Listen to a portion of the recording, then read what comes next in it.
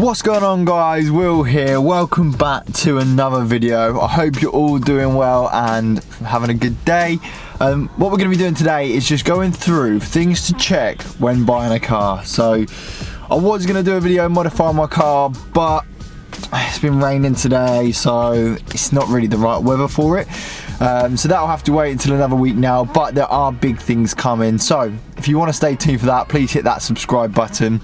So I've had a look out there. There's a few videos around it, but I just wanted to go through what I personally would look for when buying a car. Now, I'm not a mechanic, but I've had a bit of experience with buying and sort of selling cars on, so I know sort of what to look out for roughly. So I thought I would spread that knowledge to you guys.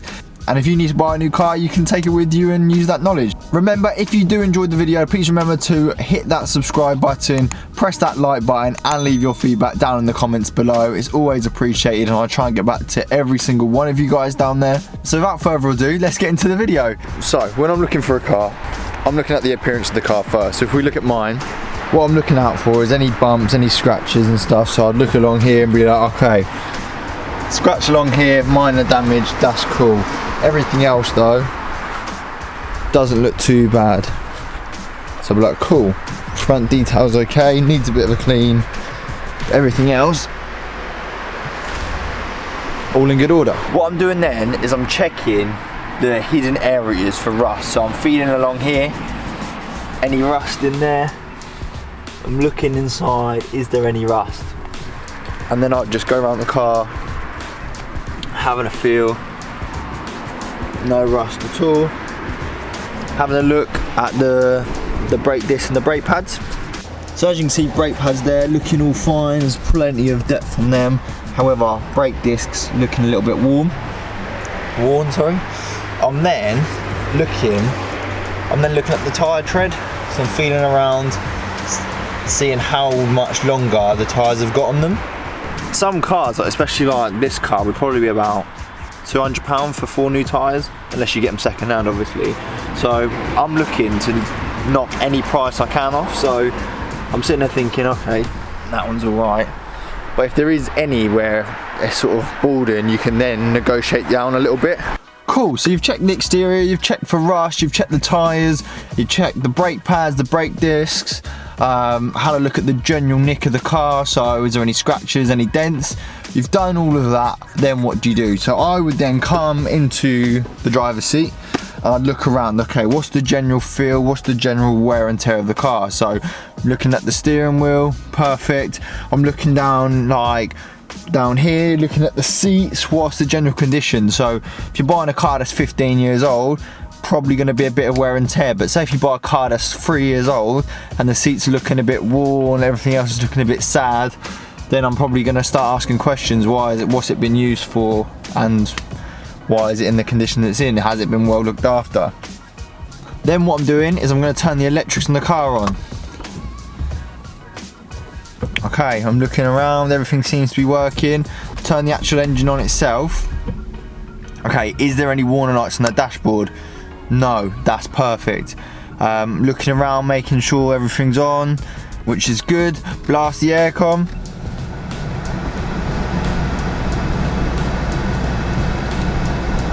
Works on cold. Turn that heat right up. Obviously you need the engine to be warm for it to warm up, but is the heat starting to come out? Perfect, everything's all working. Turn that right down again. How's the window wipers? So yeah, you get the general feel. I'm looking around to see if there's anything that would either put me off the car or anything where I can negotiate a bit of a less price, because it's something I'm gonna have to fix in the future. So definitely something to keep an eye on. And then what I'm doing is I'm listening for sound. So the engine's on. Pull the window down. How does the engine sound? Is it tapping too loudly? My first car, the tappets were horrendous. It was so loud, and there was definitely something wrong with it. I never got it checked, but I'm having a look. How quiet is the engine? Sounds pretty good to me. Okay, is it tinny? Let's have a rev. Doesn't sound too tinny. So if you hear it and it starts whining, or you hear something that's not quite right, that's again concerns and flags in your head. What I'm going to be looking at,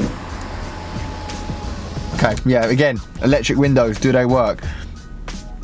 Then what I'm going to be looking at is the clutch. How does the clutch feel when I push it in? Is there a knocking noise? Is it going? No, it's not. How high is the clutch? So then what I'll do is put it in gear and just put it to biting point and just figure out how high is that clutch. Is it really high? High clutch is one of the biggest signs that you're going to need to replace the clutch. So obviously if it's really high clutch, it's probably going to put you off the car, because it's probably going to be a couple of £100 to fix that, especially if there's like a flywheel involved and everything. It's a pretty big job. So then the next thing that I'd look at is the brakes. Push the brakes in. Do they feel spongy? And again, I'm looking at this mirror here to see, are the brake lights coming on? Yeah, they are. Brakes feel fine to me. Maybe check the multimedia system just to see if there is anything wrong with it. Personally, it's not really the biggest thing, but yeah, something to check anyway. Also, what I would check is the gears. So first, second, third, fourth, fifth, sixth, and then finally reverse. Just making sure those gears feel fine, they're not sticking at all, not struggling to push in, making sure they're all smooth and they're all good. Cool, so I'm then going to come out the car again. Now that the engine's all warmed up, what I'm going to do is just look at the exhaust. You can feel the thing coming out there. Is there any smoke? There's a little bit of condensation, but yeah, no smoke, so all good. If there is smoke, check the colour of it, see if it's black. And then I'm just going to come open the bonnet here. Okay, we're going to check the engine. So that's all good. I'm looking for any knocks. Is there any knocks? Can't hear any knocks, so it sounds okay. Engine sounds good. Cool.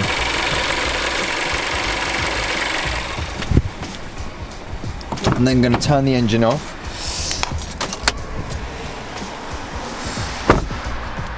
Check the locking. All good. Obviously check both sides. Then once the engine's off, well, you should really do this before you start the engine, but what you want to do is just undo all the caps. Just have a look under there. So what you're looking at is for a cottage cheese effect, you're looking for it to be all clean. To me that looks perfect. You want to do the same with oil, same with the brake fluid, and that's it. And like I say, you're just checking for that sort of cottage cheese effect. So yeah, that cottage cheese effect, I'll put something on the screen now just to show you what I mean by the cottage cheese effect, somewhere up here.